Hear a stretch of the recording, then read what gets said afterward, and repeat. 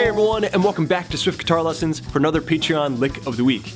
Today I'm going to be teaching you a very funky lick in the key of E. We're going to be utilizing a few different scales, the minor pentatonic, the major pentatonic, and also the mixolydian scale.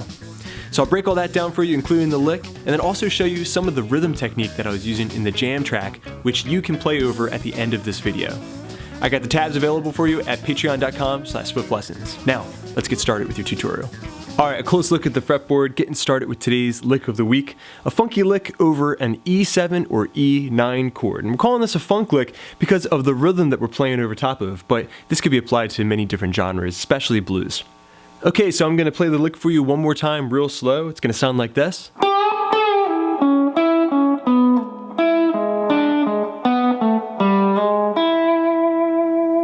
Alright, dropping myself off in the BB's box. This is using a lot of different positions of our E pentatonic scale, and also some of our major notes as well. So the first scale that you should have down is the E minor pentatonic in the G position, okay? And that's referring to our caged system, which if you don't know that stuff, click through the link right here and learn more about the cage system. Okay, so this is a position of the E minor pentatonic scale that looks like this.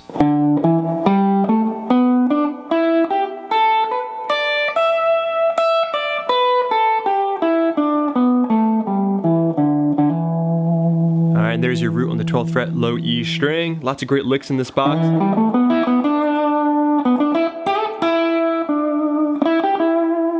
Okay, now this is sitting right next to the E major pentatonic scale in a position that I call the backyard, okay? Because a lot of times we learn minor pentatonic scale like this.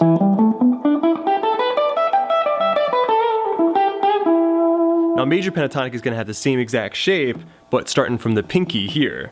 So this is going and you can mix and match notes from your major pentatonic and also your minor pentatonic in this very special little box here. Okay, so click through the link in the description, get your tab sheet for all those different scales, your minor pentatonic in the G position, and your major pentatonic. Okay, so in addition to that minor pentatonic and major pentatonic, we're also going to be using the mixolydian scale, rooted here off of the A string 7th fret. That's an E note. So a mixolydian scale is just a major scale with a flatted 7. So you just bring that 7th note back 1 fret, which sounds great over top of 7th chords because that note is present inside the chord. So that mixolydian scale, I'm just going to show you just one octave of it, is A string 7, 9, D string 6, 7, 9, and then on the G string we're going 6, 7, 9 as well. And it's that note right there that makes it mixolydian. Okay, so this lick starts in that major pentatonic, minor pentatonic area. Then it's going to go down into that E mixolydian box, and then it's going to finish off in the C position. Again, referencing that cage thing of the E minor pentatonic scale. Okay, so that C position, I'll play it for you real slow.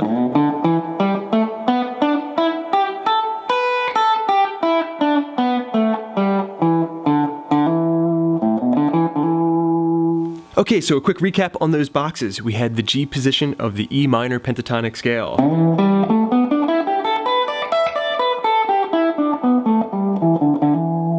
We had the G position of the E major pentatonic scale.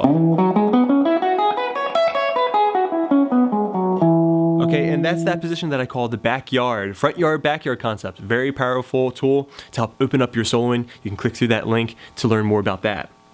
We also had the E mixolydian scale. We'll just be needing a single octave of that. Remember, that's got the flatted 7th in it.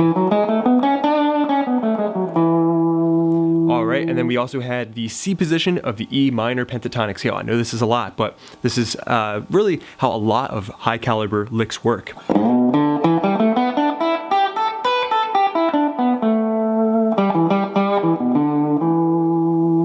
right, now let's get started with the lick. Okay, so one more time, I'll play the lick for you real slow and break it down.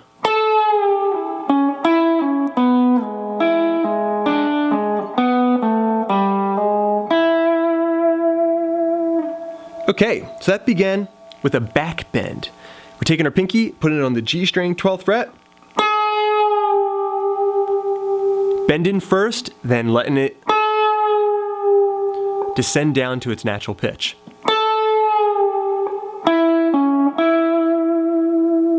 Then we went G string 9, D string 11, back to G string 9. That in itself is a very nice little bluesy lick. Alright, then we're going to go back to the D string, 11th fret.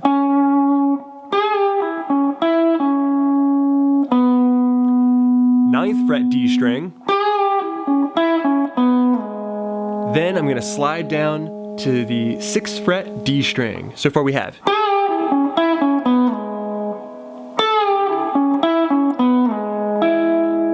Alright, then we're going to go to the root, that's a 9th fret G string, but this time with the pinky. 9th fret G string. And that's a great lick. Alright, so really long licks are just many different licks kind of smashed together.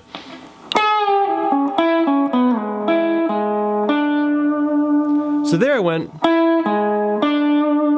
That G string 9th fret was there, and then I went to the 6th fret D string again. Then I played from that mixolydian scale, that dominant 7 or flat 7 note, which is the 7th fret of the G string. So far we have.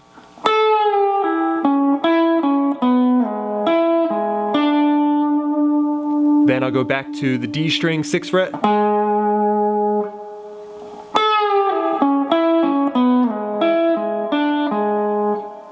Then I'm on the G string 4th fret, 7th fret D string, and a slide from 5 to 6 on the D string. Then I grab the B string 5th fret, the root, to resolve.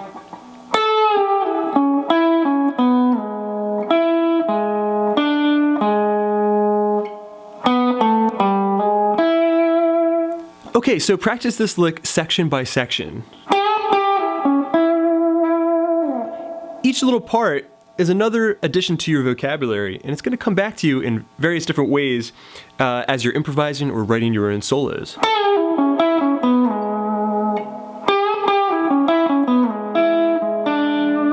Practice phrasing it in different ways, practice playing it over different rhythms. For instance, that last little bit is a great lick in itself. Drops you right off into the BB spot. Alright, and you can even try pairing it with some of the licks that I've shown you in previous weeks. Like our Jimmy Page Super Bends lick.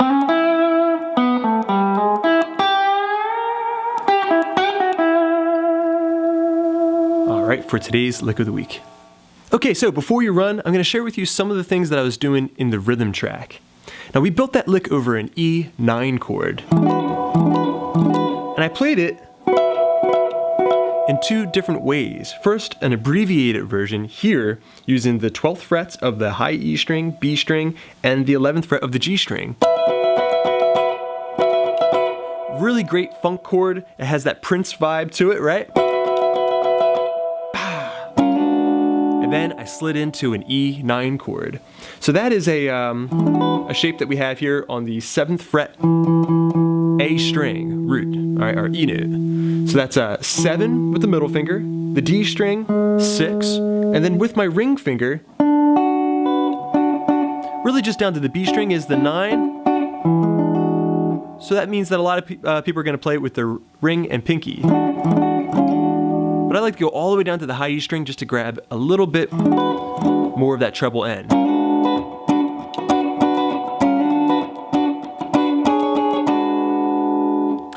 Now to get that funky rhythm, I'm using a variety of techniques. The slide, up into the chord, and also some syncopated strums with some muted strums mixed in. Okay, so if you take away all those extra effects, it's actually a very easy strumming pattern to get down. It's just down, up, down, up, down, up, down, down, up, down, up. Down, up, down, up, down, up, down, down, up, down, up. Okay, something along those lines. You want to try to keep it consistent, but there's a lot of different varieties of this. Now you can also add your pinky to the 9th fret of the B and high E on that down, up that we have at the end.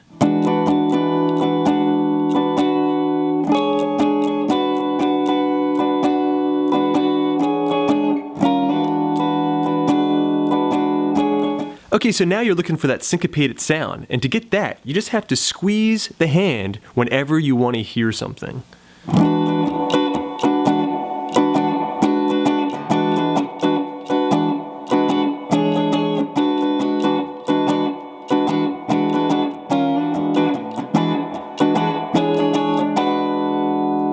Now this is a technique that you can take from the E9, and you can put it on an A as well.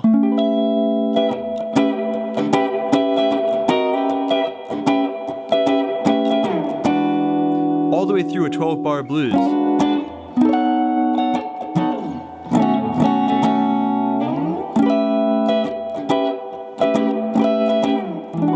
Now in funk music, it's really your job to fill out the higher end of things because you're going to have a very aggressive bass line in most of these tunes. So the bass is really holding down the low end, the kick drum is booming, so you want to kind of keep your spot in the mix. So it's really great to have a very diverse repertoire of jangly sounding chords.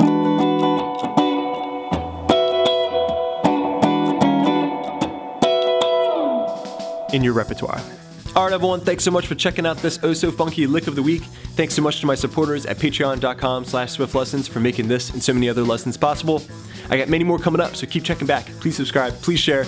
This is Rob at Swift Guitar Lessons in Philadelphia saying happy picking.